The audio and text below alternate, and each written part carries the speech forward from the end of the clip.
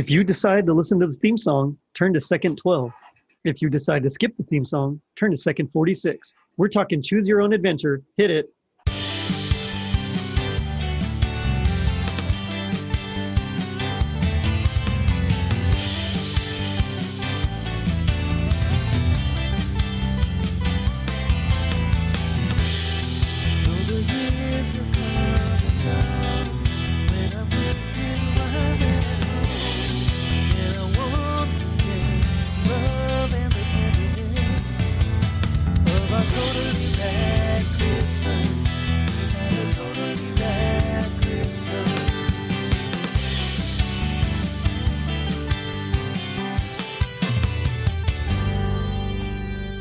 It was 1979. The Soviet Union and the United States signed the SALT II treaty. Sparkling belts and beaded handbags were in. 13 tornadoes ripped through Texas and Oklahoma, and Bantam Books published an interactive series of children's literature. I'm your host, Jerry D., with another episode of Totally Rad Christmas, the podcast that talks all things Christmas in the 80s. Toys, movies, specials, music, and fads. If it was gnarly during Christmas in the 80s, we got it covered. Now, joining me are not one, but two Totally Rad Christmas All-Stars. The first is the site runner and editor of the Way Awesome Holidays Unknown entertainment site, Jason Rhodes. The second you'll know from Christmas Time in the City podcast, Chris Sisley. Guys, how's it going? It's going good, Jerry. It's great to be back again, even though it's only been a couple weeks. Yeah, for real, yeah. Thanks for coming back. Hi, Jerry. Hey, Chris. Thanks for having me on again. I appreciate it. It's always nice to talk to someone that's not my wife. Yeah, other people, especially in this time, are definitely much needed. But guys, I mean, for real, thanks for coming on. It's always fun talking with you. So I'm excited to talk about tonight's topic. Yeah, I'm looking forward to this one too. It brings up a lot of memories in the old elementary school library. Yeah, choose your own adventure. I mean, I remember like waiting for those, you'd get those, gosh, I don't even know what they call them, the order forms from Scholastic books. And, I would go through and circle the ones that I wanted. And of course, we could only afford like one or two. But I remember always like going and trying to see if I could find the choose your own adventure books or anything like that, because they were so much fun. I mean, it's like He-Man, they kind of focused on, I have the power and kids wanting power. And in those books, you really had the power. You could, choose your destiny, which is kind of cool. Yeah, it definitely was. And from what I read, these books actually got a lot of kids into reading that wasn't really interested in it to begin with, because it let you make those decisions and everything. So it sparked interest in other kids, and I thought that was kind of cool about them. Yeah, for sure. I mean, I know I always kind of like to read, but I know for real, these are the ones that kind of really pushed me over the edge and really into reading, just because, I mean, who doesn't want to read a book about space vampires, And the books end up being so short. You can say to yourself, like, I read this whole book, and it's only like a 6-page story. So like if you're a kid, like that's a huge achievement if you can say that you read a book. Yeah, exactly. I mean, I remember just thinking, especially if you took the shorter, like you mentioned, the shorter ones, it's like, wow, I read that whole thing, and then you go back and you start again. Now, this particular book that we're going to be talking about, which is Home in Time for Christmas from 1987, this was from the Bantam Skylark series. So these were actually geared towards younger readers. So where the older ones were like from 7 to 14, this was like from, 5 to 7 or 5 to 8 age group there. That explains a lot. It does, yeah. They're not quite as intense, but it's the only Christmas book in there. So I had to link it up somehow. But yeah, I mean, I remember them having a lot more like awful endings. And it turns out, this particular series, the Bantam Skylark series, there was very few of the bad endings. They were a little bit easier to read, and it was just to kind of spark interest, and then you would transition over to the real ones, and then you'd talk about like the ninjas and time travel and all that stuff. And so although there is some time travel in this, and magic, which is weird, just randomly introduced all of a sudden, but and I noticed what you said. You were talking about how most of the books had more bad endings than good ones. And going through this one, the last choice I made was what led me to the bad ending. And all the way through, I thought, well, it's a Christmas book. I guess they're not going to throw anything in there. And then the last one got me. Well, I guess that's good. That means you normally make good decisions, right? Oh man, yeah, it's almost like a gauge of your decision making abilities. And I mean, I remember my favorite one was the one I mentioned earlier, the space vampire, and it was about a whole alien race of vampires that had to invade Earth, and it's like your job to stop them.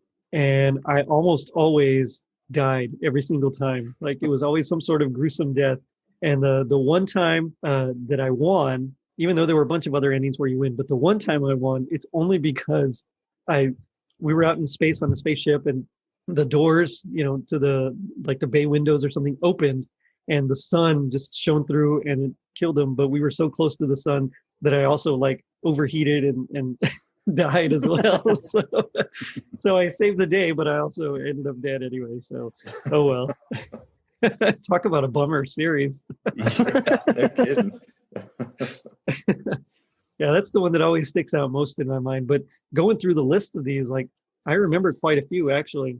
So there was, let's see, the ones that I remember. And the series actually ran quite a long time. It was like from 79 to 98. So it was almost 20 years of books, which I thought was really cool. But let's see, House of Danger. I remember that one. The Secret of the Pyramids. Of course, the one I mentioned about the space vampire. The Dragon's Den. I mean, some of these just sound awesome, like they'd make great RPG Nintendo games or something. Yeah. Yeah. Yeah. There was one about the Abominable Snowman, and oh yeah, even one about the Titanic. But the Abominable Snowman was the one that I couldn't think of a specific title when you brought it up, and then after I got to looking online, I was like, oh yeah, I remember these books. Took a little refresher. Yeah, The Secret of the Ninja. That one was cool because when you're young, especially in the 80s, there was like American Ninja and I mean like ninjas were everywhere, and so to me, I remember Secret of the Ninja. Ooh, that sounds awesome. But ninjas have so many secrets. Apparently, yeah. They're the silent assassins, right? I remember coming across these. I remember it was a G.I. Joe one that I had seen at our school library and thinking, this is like amazing. I need to get the whole series. But I think I must have been like super young and had no one around me to tell me you can't do it like that. I think I just put like a bunch of like nickels in an envelope and like scrawled on the envelope with like a crayon and maybe put like 15 stamps on it or something and just hope. And I never got the book, obviously, but yeah, I really, really wanted the rest of the series. Yeah, I know what you mean, and I mean that's pretty adorable with the sending it off and trying, hoping for the best. And, yeah, it's like this is probably about $3. Yeah, there you go. What's cool is that so the series actually originated with Edward Packard, and he kind of came about the idea. He was telling stories to his daughters, and he was literally just running out of ideas, and so he started getting them to come up with ideas of, well, what would you want to see happen? And so as he was going through and making up endings for these different choices that they make, he thought, I wonder if I should write this down. And so he kind of came out with this book, and he tried scouting it out, I guess. And he got turned down like crazy. And finally, R.A. Montgomery over at the Vermont Crossroads Press actually published one. And he realized that like there was something here. So he started making deals and finally got it to Bantam Books. So, I mean, it was kind of cool, but what I really liked was that towards the end of it, they started getting really crazy, where there would be like an awesome, like amazing ending, but only on like a page that you accidentally like skip to. So like none of their choices would actually lead you to there, but it was just like a random guess. And then there was one called, let's see, The Race Forever. And it was like endless page loops. Like it would literally just take you on different loops. And so your story would like never end. I think that would drive me crazy. Yeah. But that's like the ultimate prank, right? Yeah. I guess I'll go to page 17 again, I guess. Yeah. Wait. And then it's so hard to like retrace your steps to get to the point when you can make the other decision that I think I would just give up. I think. Yeah, I would too. Yeah, for real. Me too.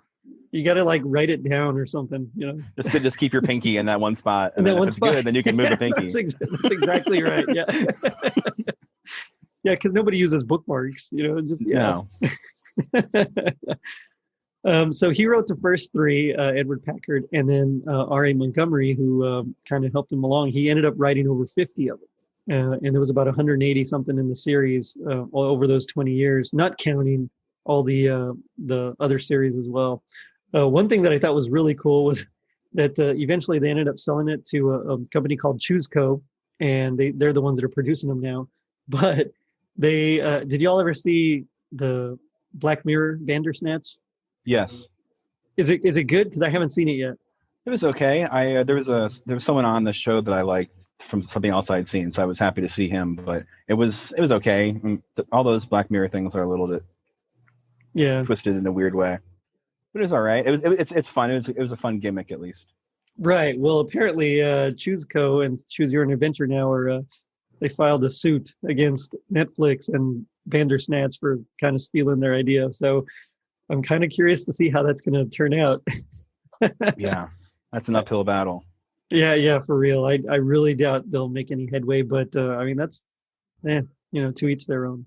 But this book that we're talking about is from 1987, and it's called Home in Time for Christmas. It was written by R.A. Montgomery, as well as his partner Shannon Gilligan, who ended up programming computer software. Probably over lunch one day. Probably, I'm sure, yeah. They had 15 minutes to spare, so they wrote this book. On a napkin. Yeah, for real.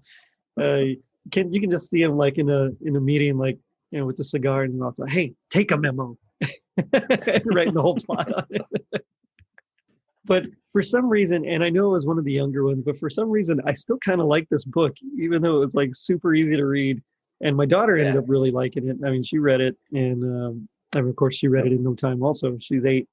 I mean, I guess if you nutshell it, it would be a boy travels back in time and has to get back before Christmas. That's pretty much the gist of it. Yeah. I guess so. He kind of like stumbles through time. Like, it wasn't his intention to be a time traveler. He just kind of ended up in London he was decorating the tree with his sister. Yeah. Which is, the whole thing is kind of strange. So it starts off, he's decorating the tree with his sister, and it's his turn. He's, however many years old now, it's his turn to put the star on the top. And so he climbs the ladder because he's gonna get it, and a rung breaks. So it's a pretty crummy ladder. And, and so he falls and hits his head. And suddenly he winds up in London in, what is it? It's like 1840 something. 1842, I think. Yes. And so he's like, what are you talking about? And he meets these two boys, Daniel and Aubrey. And they're like, yeah, we built this time machine and we brought you back in time. Which is awesome because, I mean, how many young boys that could actually build a time machine? Yeah. And they had to do it like Doc Brown style from Back to the Future with the train engine, because I'm pretty sure that electricity wasn't a big thing then. Like, it had to be steam powered or something like that. I don't think the first house, I looked it up, and like the first house in England was like 1878, something like that had electric lights.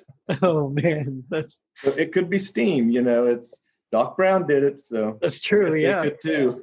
That's true. They could be. They could just be like super geniuses. I don't know. But I love how it's just like, yeah, we brought you back in time. Aren't you? Aren't you happy to be here?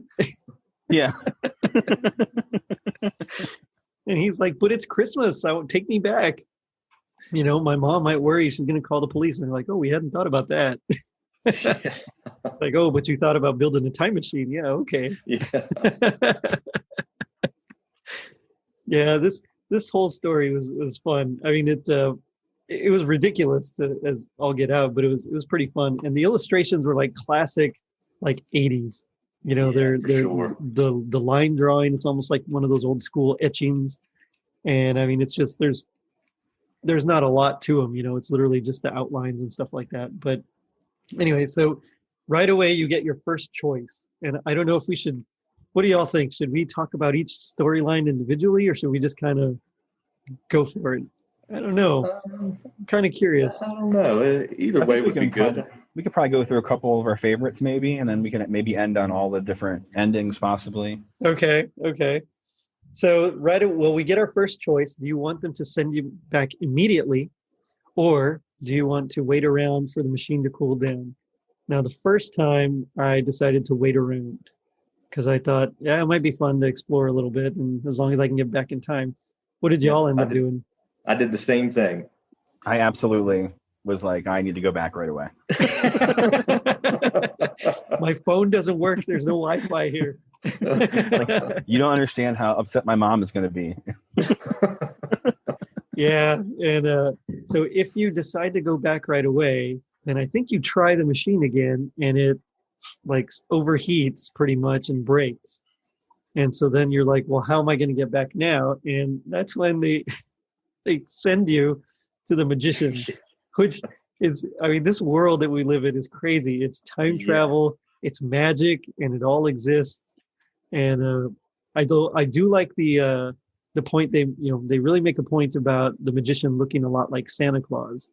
Yeah. So I'm wondering if maybe he really was Santa Claus. Yeah. I wonder if maybe they drew the picture first. Like, well, this guy looks way too much like Santa Claus. I told him it was for a Christmas book, but this is over the line. That's a little too close there. Yeah. We'll call him Wozniak. Wozniak, and we won't only mention Santa once. Which is the first picture you see of Wozniak, I don't know, it kind of creeped me out just a little bit there, it's. Well, why do these young boys know this, creepy looking magician? Maybe he had a magic shop down on the corner or something. Maybe, yeah. Are you guys looking at the picture as well? Because it looks like he's not wearing pants. He just has like a robe on. Yeah. Those are his knees. Yeah, I got it up here. Yep. He's got the cool boots, though. I like his boots. He's this guy in this cool boots and a robe who just sits around waiting for kids to come visit him. And then he gives them potions. Yeah. Because it's a pretty good drawing, and they get the shading and everything, but the part that I think is the creepiest is his eyes. Like that's it. They drew his eyes just. That's it. Weird. Well, clearly the picture is haunted. and that's how the ghost sees through the picture. Could be, but I love how he's got all the scrolls and everything behind him, and so he's got these books, but then scrolls as well. And he's wearing this robe with just a bunch of different stars on it, which in my mind I picture it as like a bluish purplish robe with like white gold stars, and I can just I don't know, something about it, it reminds me a little bit of like Merlin from the Sword in the Stone, or something from the Smurfs. I don't know, it's just you think of a wizard and you think of the stereotypical when people talk about wizards, and this is kind of exactly what you think about without the pointy hat. Right. Yeah, I'm surprised they didn't give him the wizard's hat, because everything else is to a T. Except the boots. His boots are pretty rad. Yeah. I couldn't pull them that's off, still though. The Santa part of him. I guess so, yeah. No, too much like Santa. Quick, change him into a wizard. Put stars on it. Put stars on him, yeah. Put stars on him, yeah, there you go. And so we'll come back to that later. But the other choice was, if you decide to stick around, then, they're like, yeah, okay, we'll kind of show you around. But all of a sudden, their mom knocks on the door and is like, hey, the party's starting, come downstairs. And so they have to go, and you're kind of stuck hiding there, which is another odd choice for the book, because the plot doesn't really progress after that. It's literally just kind of like, well, I'm waiting, and that's about it. Until you hear something, and then you can either go see who it is, or you can wait some more and you're trying to hide some more, I should say. Yeah. And I think you had the option to go down to the party. That's what it was. Boys that sneak down as like a guest, or to stay in the cupboard. Yeah. I think I snuck down as a guest the first time. Just try to play it cool. Same here. I was curious. yeah, exactly. And it's funny because he's wearing like 80s era clothes, so he's not going to fit in like at all. What are those strange sneakers you're wearing? or is that a life vest you're wearing? What do they say? You in the Coast Guard or in the Navy? But because at least in the picture on the cover, he's got like a crazy jacket. It's like a blue, not quite members only, but it's got like it's a gray jacket with like some blue trim, and he's got like a big old red scarf, which I don't know why he would be wearing that if he was decorating the tree, unless like their heater was out or something. But Yeah. It was a gift from Aubrey. maybe maybe it was. So yeah, I chose to sneak downstairs, or you could wait and kind of hide, and then it turns out that it's the boy's sister, I think, Enid. Enid, Yeah. right? That's how you say that name? Enid, yeah. Okay, Yes. yeah. And so then if you, I mean, again, there's more choices, but essentially if you go downstairs, you kind of schmooze for a while until they open the big doors and reveal, because it's Christmas Eve, they reveal the Christmas tree, one of the very first in the country, and it's on fire. They're like, check it out, it's amazing, and it's smoke. And everybody kind of runs out, which I thought was hilarious. Yeah, we might get to it later, but like the Enid and like the main character both get trampled basically by all the adults running out of the building when it's on fire, to where like the main character like loses consciousness and then wakes up the next morning. Yeah, it's actually the 26th. Like so. Oh yeah, So he slept for he lost consciousness for like a whole day, and wakes up in the hospital. So this is like one of the first endings, and you wake up in the hospital and you're surrounded by your family, and you're like, I missed Christmas, because they tell you it's the 26th, and they're like, no, we saved it for you. It's all good. We're glad you're okay.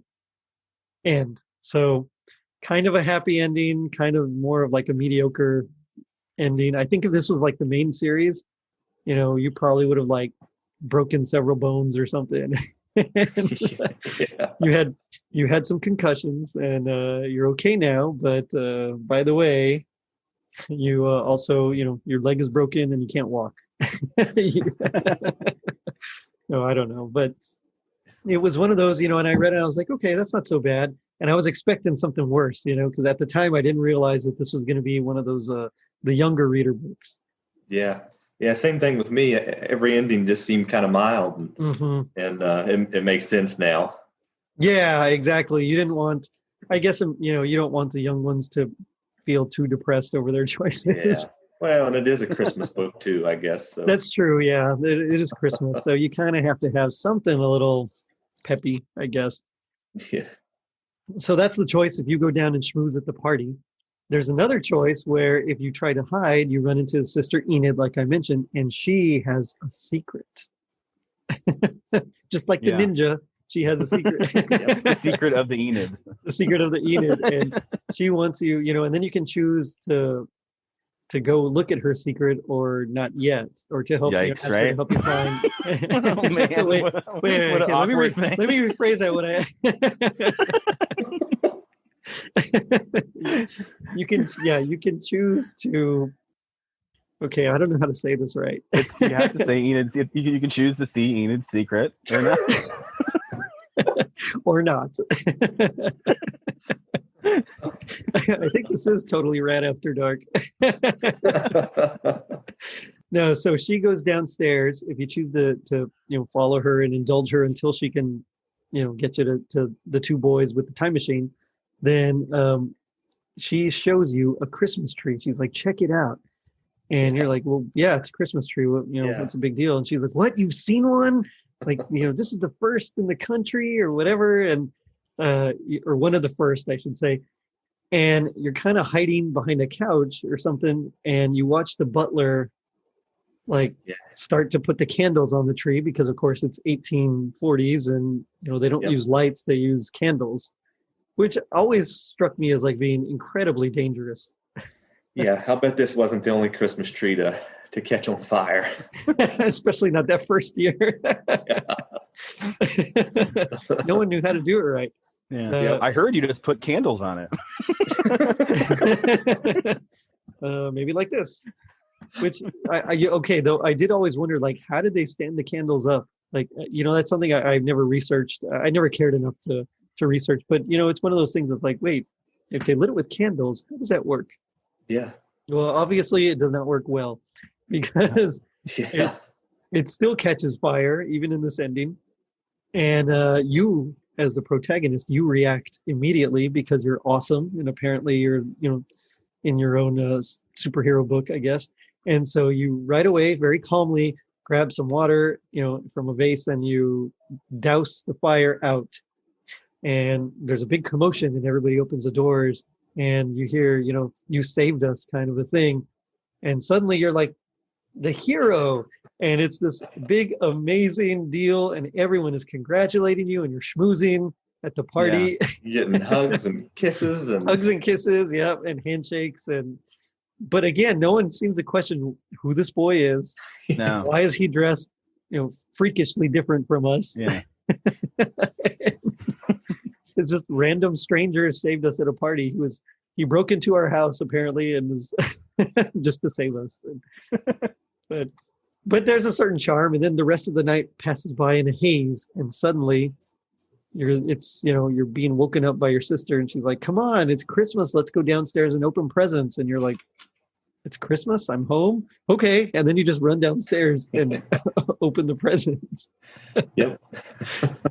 Yeah, this was Just a dream, I guess. I guess so. I don't know, but I think before you left, they gave you a little ornament, didn't they? And it was like Golden a little Yeah, it was a golden bugle or something golden like bugle, that. yeah. Yeah. And of course, you run downstairs, and suddenly there's the bugle. Yep. Was it real? It's like an Inception thing now. Is the top still spinning? Yep. Which it had to be real because that golden bugle thing kind of threw me off a little bit. That's some gift. Yeah, unless it was just one of the ornaments that he happened to catch. He happened to see before That's true. Yep. Yeah. before he hit his head. I don't know. Somebody called Christopher Nolan, I think. That ending was a little bit better than the other one, because you're not in the hospital. Yep. No. Yeah. It's a little bit more positive. But then there was another ending, or another one of the choices with Enid, where she's crying because she just found out her parents were lost at sea somewhere. No, that off was the a coast different girl. that was a different girl? There was a girl that Yeah. didn't have a name that had lost her parents at Yep. sea, like in like the African coast. Yeah, it was off the African coast. Wow, I didn't realize it was a different girl. Okay. Shame on me. Yeah. I should have read closer. Apparently, I needed this book. Not Yep. the older ones. I would have missed so much. Yeah, so it was a different girl. And how does this happen? Somehow she ends up, like, you end up in a swirl of time, like the time machine room, I guess. It starts to go Yeah, haywire. I think it kind of just starts going on its own, doesn't it? Yeah, The it just machine? starts to it just like goes crazy, malfunctions. Yeah. And it starts to shunt everybody everywhere, and Yeah. she kind of kinda sees her like- parents in this time haze, and Yeah. then And suddenly this really made me wonder because she like floats over and gets on the boat with her parents. And I was wondering, did we just go back in time with this girl and put her on this ship, and now she's gonna sink and die at sea with her mom and dad? Or in is this the afterlife, or what's going on? in the regular series, yeah, she died. She perished with her family on that boat. Well, I don't know. That's a good point. That's crazy. This is why you don't travel through time, because there's so many dangers, That's right. But then again, they never really established the rules. Is it like Back to the Future time travel, or is it like Time Cop time travel, where if you if you touch your past self, Then you kind of like turn to ooze. pretty much, yeah, yeah, you melt in like a spaghetti version of a T-1000 or something. I don't know. That's the best way to describe it. But yeah, that was a strange ending. And then from there, I think you somehow are brought back into the present. Yeah, I think you just wake up on the floor at the base of the Christmas tree. with this one. Yeah, that one was kind of boring. Yeah. I mean, it was weird and trippy because, I mean, how does that happen? But Yeah. Yeah, like you wake up right where you fell. There's no like the next day or anything. I think it was like right afterwards. it's literally, like you just had a quick, I don't know, maybe. I honestly don't know what happened, but so you're just there. So end of story. So those are all like the if you decide to stay and check them out, those are those endings. There might be one more, but I can't remember it right now. So, no, my favorite endings are coming up. So this is if you decide to go back right away because you don't want your parents to call the police. Then this is when they try the time machine. Doesn't work, like we said. They go to visit the creepy Santa wizard, Wozniak, which, again, that's just a funny name. And you kind of like try to, at least for me, I wanted to picture him like Merlin with that kind of voice, but I just, for some reason, every time I read his dialogue, it kept coming out in like a weird Cockney accent. like Jason Statham or Vinnie Jones. That's what I heard in my head. That's definitely not what I heard in my head. No, sorry. I just tried to picture that, and of course he's in this big old robe with the stars on it. So Wozniak gives you two choices, and this is where it gets good. You have to make the right choice here. So you can either take some powder, and it'll send you forward in time, but you might not be exactly. You might be a little off. Maybe a couple of years, maybe not the right place, something like that. Or what was the other one? It was sleeping spell. Sleeping yeah. And that one will get you straight to your exact place, but you might rematerialize as something else. Which, I mean, how does this work? There's magic and time travel in the same story. Is that like really a thing? Unless you're like in Doctor Strange, maybe. I don't know. It's just yeah. It's really like a Marvel adventure here. And if this all happened in the past, I imagine that it's people who are in the future are aware of it. So maybe when he fell down and disappeared, the mom was like, "Oh, he must be on an adventure in the past."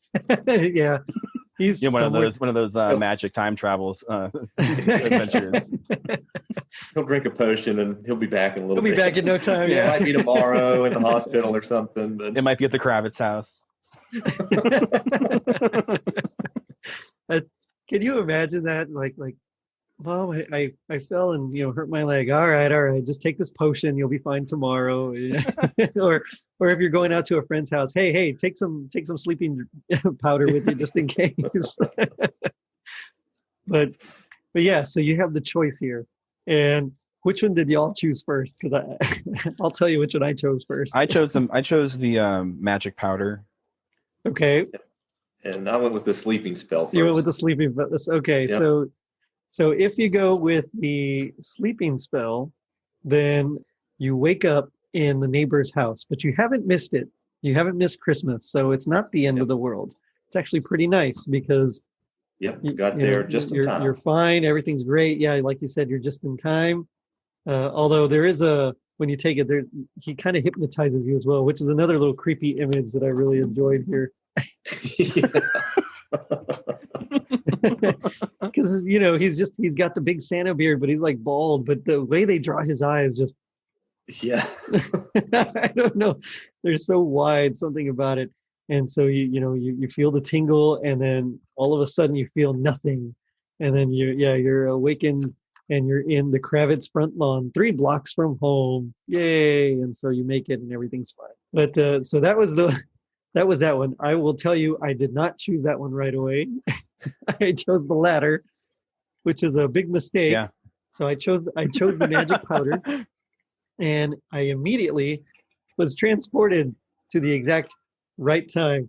Now here's another great Wozniak picture there, and they still got those crazy eyes, man. I don't know what it is about him.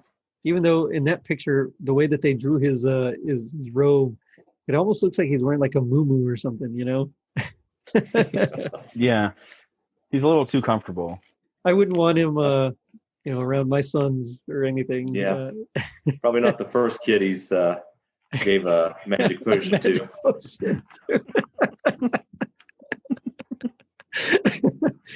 So you take the powder, and it tastes awful, and so you're coughing, and you're like spitting it out, and then you disappear. And when you awake, you're home, and you try to like yell yay, but you can't, and it's you can't move, nothing. And then your sister sees you, and she comes to grab you, and she's like, hey, where'd we get this red star, Mom? And it's like, I don't know. And you're like trying to cry out like, Allison, Mom, it's me. which is like the creepiest thing ever. And it actually reminds me of an old Tales from the Crypt episode where it's like there's two brothers and they play practical jokes on each other the whole time. And one of them invented like some serum that will help save your brain activity after you pass away. And so he like tricks his brother into thinking that he's dead, and the whole time like he's, you think like they're doing an autopsy and they're covering him up, but it's all just one big practical joke because they have a history of doing practical jokes on each other. And the brother ends up having like a real heart attack and passing away, and then he ends up like really injecting him with the serum, and so then he's like crying out like, "Help, no, it's me," and his brain's working, but they think he's dead. And so it reminded me of that. And she's just there picking you up, holding you, and now you're like a red star that just gets hung on the Christmas tree, and that's it. That's like the big downer ending, and that's what I picked. Yep. So I think out of all of us, Jason, I think you make the best choices in life. Maybe so, because that was the last ending I got to, was the transformed into a Christmas ornament, which I guess if you have to be transformed into something, at least you get to hang on the Christmas tree every year, stay in the attic most of the year, but you get to see the Christmas festivities. I don't know. I'd rather be transformed into almost anything else. Yeah, that was a pretty rough one, but you're right. You do get to be with all the Christmas everything. Yeah. But it does kind of that is kind of terrible, because you get to see your family worry about you and cry about where their son was, and you don't get any presents or friends, or so. Yeah, that's like the real downer ending. Probably should have started with that one, I guess, but they only get better from there. It was my favorite ending out of all of them. Yeah, mine too was the most interesting for sure. Yeah. Yeah, it was something else. But yeah, so I think if I had to rate the book, and if I had to rate it back as a kid, I think I would have enjoyed it reading it for the first time, and for sure I would have like chosen more. But it's definitely, oh man, I don't know. It's now as an adult and knowing that it's for kids, it's definitely like a little bit lower, I think. Yeah. But as a kid, I probably would have given it like a good solid 8 or so, I think. Yeah. For what it is, it's not bad. Yeah. I just imagine R.A. Montgomery just completely like cluttered basement with papers everywhere, him just like writing ideas and throwing them in, and then someone coming in and grabbing a handful, like, I guess we'll make this into a book. Make it so. Yeah, but name him Wozniak. Yeah, that's the only contribution from his partner. Wozniak, I love it. Write it down. I also in my head, I kind of imagine that's what R.A. Montgomery looks like. Do you think that he just kind of inserted himself into the book? How great would it be to actually see a picture of him, and that's what he looks like, just kicked back with tall boots and a robe on, The robe. He's wearing the same moo with the stars. Yeah, the robe with the stars. That would be great. Oh, there's like 3 kids behind him just looking just really confused. Oh, poor guy. Rest in peace. But yeah. Also, sorry guys. He passed. Yeah, I read that too. Yeah, sorry about that. But yeah, he wrote like over 50 of them, which is kind of cool. I wonder how the other ones are, and it kind of makes me want to just get a whole bunch more and like just scour my library or something to see if I can read them. I mean, I know my kids would like them anyway, so might as well. Yeah, after reading this one to my 5-year-old, we're definitely going to have some more. Which I think I saw at Target they sell like box sets. They republish some of them, and you can get like sets of 4 for like $15. Wow, that's not bad actually. Yeah. Yeah, good old Target. They got everything. Yep, that's right. Yeah, and Secret of the Ninja. So that one's about an ancient samurai sword that arrives on the doorstep of your dojo. Does the ninja sword hold magical powers? I know what Secret Ninja is. I know what Secret Ninja. I know what Secret Ninja is. Don't tell me what it is. I read it literally every single day of my life. And yeah. So you gotta figure out the history of the sword, and is it a warning? What does it mean? Because 5 other ninjas attack you. I mean, it's just that I remember reading it, and again, I always chose the wrong ones. So apparently my choices in life are pretty terrible. But I like to think not, because I have my beautiful wife and children, and I work at a Christmas store. So I'll take it. Yeah. It's either be a ninja or do that. I think I'd rather do that too. Yeah. Yep, me too. Well, I don't know. Ninjas are kind of cool. I mean, They are pretty cool. Michael Dudikoff. Michael, yes. Michael Dudikoff is pretty cool. Oh man, I hadn't seen that movie in such a long time, and the other day I put it on. When I was quarantined, I was like, "Yeah, let's watch American Ninja." And holds up. Yeah, I remember. I got Kristen to watch it a while back when we first moved to New York, and didn't have anyone to hang out with or any friends or really anything. So like, we should watch these movies. I heard they're pretty. And obviously, I knew what all the American Ninja. Like, I heard they're pretty good. So we watched them, and like, I'm sure she didn't like them at all. But the whole time, I'm like, watch this. He's gonna throw this arrow at this guy. Yeah, they're pretty great. I mean, for what they are, so cool. They're pretty great. Speaking of ninjas, I hate to give him any publicity, but here in West Virginia, we have one known as the West Virginia Ninja. Really? If you ever get a chance? Oh yeah, he's a good representation of the state. That's for sure. A good representative. Look him up on YouTube sometime. One thing that I thought was really cool was that they would kind of use the Choose Your Own Adventure books to educate as well. So even though they were fun stories and you ended up dying or whatever in a lot of them, you would kind of learn about some of the things. So they had one on like the Olympics. There was one on like George Washington. I mean, there's one called the Mardi Gras Mystery, which brings us back to that After Dark kind of thing. But, Mystery of the Secret Room, one about rock and roll, but, Beyond the Great Wall. So that one was about China. I mean, it literally was just, it would also kind of teach you about like history and culture and stuff like that, as well as take you on these different adventures. And so I kind of thought that was neat. And I almost see, at least in that aspect, like they're almost kind of the ancestor, I guess, of those Magic Treehouse books, where the kids are sent on an adventure and through magic, and they go to different places and learn about cultures and stuff like that. And so, I mean, while you don't actually choose, in a way, they're kind of, maybe a cousin or something, distant cousin. I don't know. Yeah. Which these books led to a lot of other. I mentioned to you, Jerry, here a while back about the Nintendo adventure books. You said you kind of remembered those. And then these books get a lot of credit for the success of Dungeons and Dragons too, because it was kind of the same. I mean, it was more a game, but it just kind of followed the same idea where you had to make decisions throughout the entire thing. So yeah, a lot of stuff branched off from these. We should play Dungeons and Dragons. Get all the Christmas pod hosts. Should we start a game like that? All the Christmas podcast hosts and play a game of we'll make a Christmas version and do a Christmas Dungeons and Dragons. It's such a good idea. Suddenly the ice dragon from Rudolph and Frosty's Christmas in July appears. And oh man. Although Todd Killian's got to be Santa, so well, he's working that's on what it. He says. That's yeah, what it seems like. Oh man, yeah, that would be fun just to do a Christmas version of it or something. But yeah, I know what you mean. They did lead to a lot of cool things, and I mean, at least for me, I really enjoyed reading, and I kind of after this, I kind of really got into like the Hardy Boys and Encyclopedia Brown. But the one that I really liked was You Be the Jury. I don't know if you remember those. It was like a book, and they would have like 10 different cases, and you'd hear both sides of the story, and in the end you have to decide. And so you kind of had to solve like who was right and who was wrong, basically, just by some of the clues that would peppered throughout the story.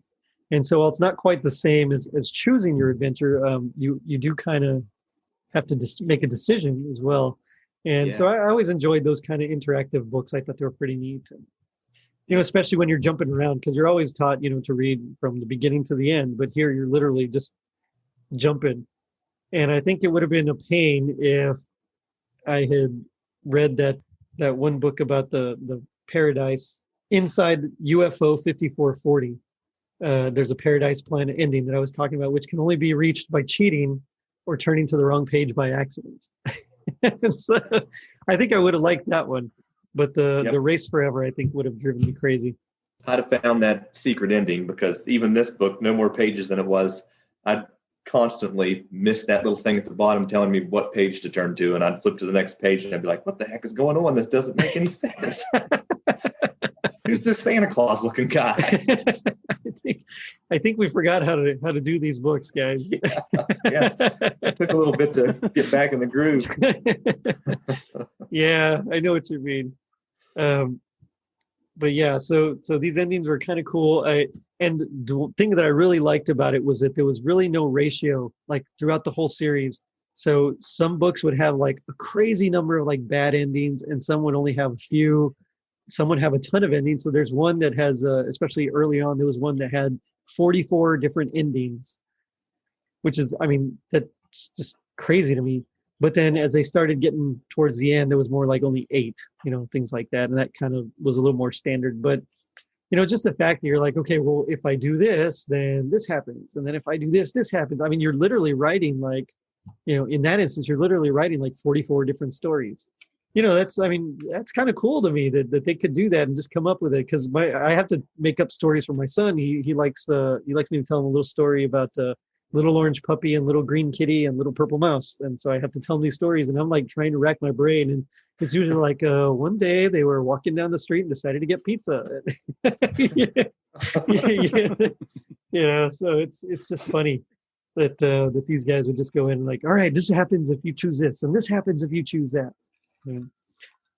But I think I got like 1 or 2 for Christmas as I was older. They were usually in my stocking, but other than that, it was mostly just like going to the school library or in those book fairs that they would have.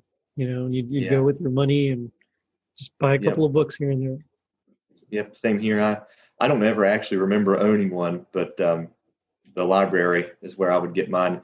And back in elementary school, I had like an hour bus ride home, so I'd get these books out, and by the time I got home, I could book through one oftentimes. So it's a lot of bus reading. Right on. No, I never rode the bus. I did once, and then I hated it so bad because I didn't know anybody on the bus, and so then my mom was like, "All right, fine, just come to my school." And so then I ended up just going to her school. Our 5-year-old. And that must have been a really bad bus ride. Well, it was boring. I didn't know anybody, so, and I think she just kind of wanted me to go to her school anyway. It's easier for drop-offs, in the morning. Yep.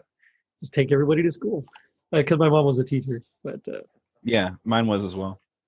I think the bus is the only thing that keeps my 5-year-old excited about school. Oh, nice. And my wife drives right by the school every morning, but he refuses. He wants to ride the bus every day. Right on. That's cool. Good for him. Yeah. Stronger kid than I was, I guess. Last year they had their like class parties and stuff, and every other kid, their parent was there, and they'd go home with them, and he'd be the only one. He'd stay, and we'd wait for him at the end of our driveway and get him off the bus. Nice. The poor teacher's like, "Oh, go home, kid." Yeah. No, I'm sure he's a treat. But, so, guys, I have to ask, what would you say is your happiest memory of Choose Your Own Adventures, if you could kind of pick one? Or if not, then, maybe the favorite moment of the book. You can go ahead, Chris. Let me see. I took notes. I had a few minutes this afternoon, so I took elaborate notes on a book that was made. That's what we do. Yeah. Well, I mean, outside of I'm trying to get the G.I. Joe one. That's like my biggest memory when it comes to these Choose Your Own Adventure books.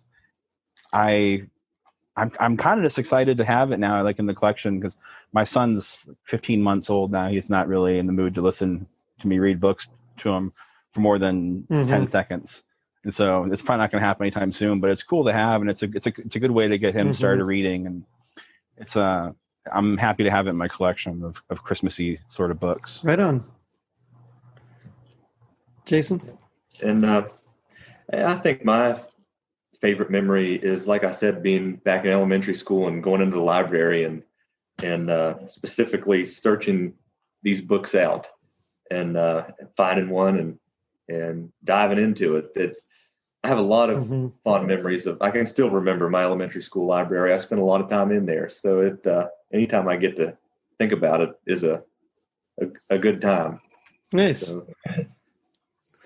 Yeah, for me, I think it was. It would probably be getting that vampire book, and because I remember the cover was really cool. Although I do think it's funny that they're supposed to be like these space aliens, but they all still kind of look like Bela Lugosi, as as a vampire. It's like they really just decided to go straight for it. Because I always thought those Universal monsters were pretty cool, so that was like one of the first ones that I gravitated to, and I think that was just, I remember the cover and I was just so excited to have it. And of course I'll post a picture of the cover on on social media as well. But it was just one of those, and then diving into it and then, being utterly disappointed every time I died. But it's still a happy memory for some reason. I dig it.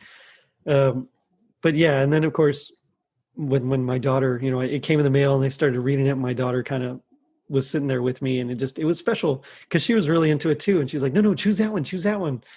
And so you could see the excitement in her eyes, and I'm like, all right, she's going to like it. And so I think that was probably mine. But now we come to my favorite part of the show, which is a little section I like to call Gag Me with a Spoon. So this is where we do our best impressions of our least favorite part of the book in this case. And then we'll let the listeners vote. And this time will be purely for bragging rights, because I know y'all already have stickers, and I'm in the process of designing a new one, but it's not out yet. So, we'll just see who does the best worst impression. And I'll let y'all go first. Just kind of set up, which path you're taking, and then go from there. I can go first. I'm not taking any path. I read this thing cover to cover because I spent $9 on it, and I want to get my money's worth. And on one of the back sections, besides the actual story itself, there's a lot of rundowns of other stories and places you can order books. And I wanted to read about the long-awaited sequel to The Chocolate Touch. Yep. It's when John Midas enters a forbidden cave in the Australian outback, he stumbles into the beginning of time. Now, first of all, Midas and the Chocolate Touch, you assume it has something to do with gold. At least the first. So John Midas, I'm assuming, in The Chocolate Touch, the first one, touched things and it turned into chocolate, which is fine.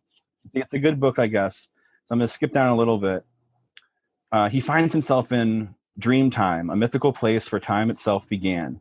Here, John must use his 20th century knowledge to teach Australian Aborigines the most basic survival skills.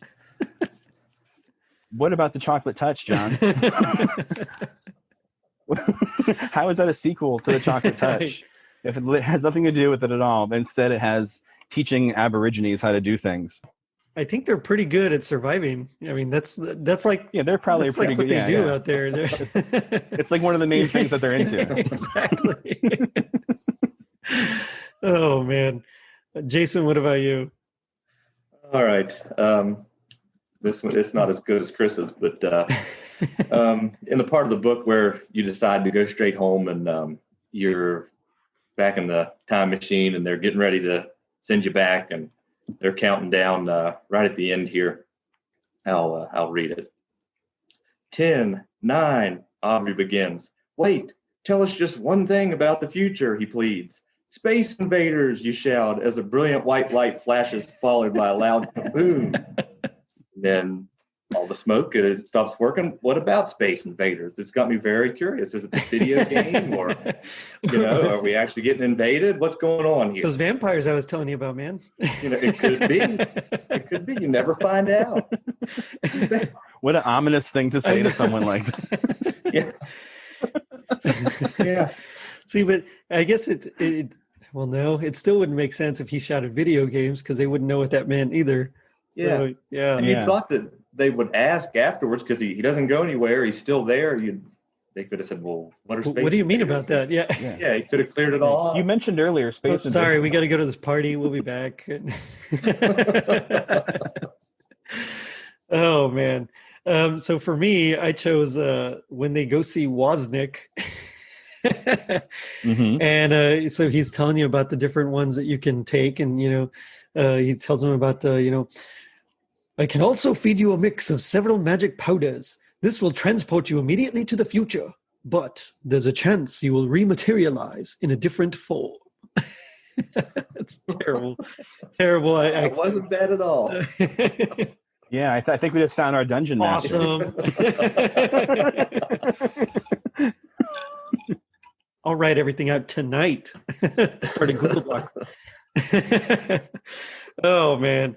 Guys, it's been a lot of fun talking with y'all. It really has. And just kind of remembering all these crazy adventures and things like that. But, now I got to ask, G.I. Joe, they taught us that knowing is half the battle. What do you think the other half is?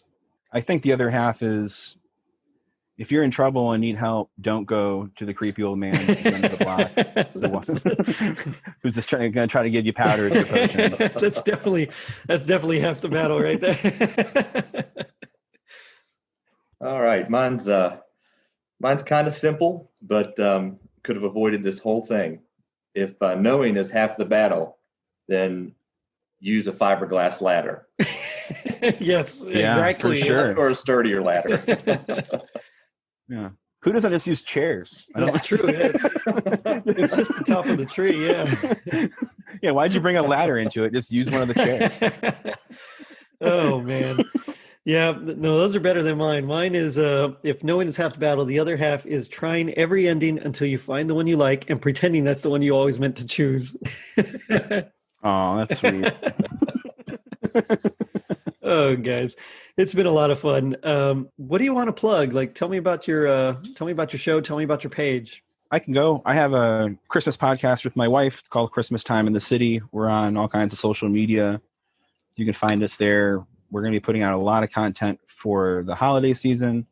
So find us. We have some big things coming in the immediate future, and then in the pretty close to, we have a lot of things happening. I can't talk too much about it, but find us, and we're fun. We have a good time. We talk about Christmas in New York City and stuff like that. Right on. Yeah, definitely check them out. It's always a good time. It's super interesting, and it makes you feel like you just really want to go and check everything out. Yeah, especially with this year when you may not be able to get to go where you want to go. You might be able to at least hear about it. For sure. Jason? Yeah, mine's very simple. I've got a Facebook page, Holidays Unknown, and it's relatively new, but it's just kind of my way of being part of the Christmas community. I try to bring back things that could stir up a little nostalgia for people, that something from the past that maybe you didn't know about the holidays, or something that you had forgotten about, and a commercial or an ad, anything like that could just bring back a little something for you. And I mentioned last time I spoke to you that in October I'm going to do a little bit of Halloween stuff, which by the time this comes out, we'll probably be in the thick of it, or just starting there in November. I'm going to post some things about Thanksgiving. I've got a few things for that. And then as December comes, I've got some things I've been holding till the end there that's a little better than the rest. So go on there, Holidays Unknown, and like the page. Right on. Yep, for sure. Check them both out. Good stuff, guys. And so one of my favorite things is when you get to the very happy ending and it just says the end in the big bold letters. So on that note, thank you again for being on. And I'm going to end it by saying the end.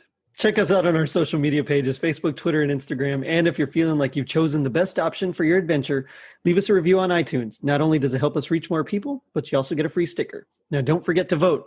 Later, dudes. Hi, I'm Chris. And I'm Chris. We're a married couple living in New York City. If you're listening to this podcast, you probably love Christmas just as much as we do. In our podcast, Christmas Time in the City, we talk about the history and traditions of the holidays in New York City. The Rockefeller Center Christmas tree, caroling in Washington Square Park, New Year's Eve in Times Square, the classic Christmas movies filmed here, we cover it all. In Listener Mail, we answer questions from listeners like you that may be planning a trip or maybe just curious about us. And in Christmas Confidential, we read anonymous listener-submitted Christmas confessions to help people finally get their deepest Yuletide secrets off their chest. So subscribe now wherever you listen to podcasts, and we'll talk to you soon. Unless you don't want to, then just forget about it. Really? What, too much? No, it's fine.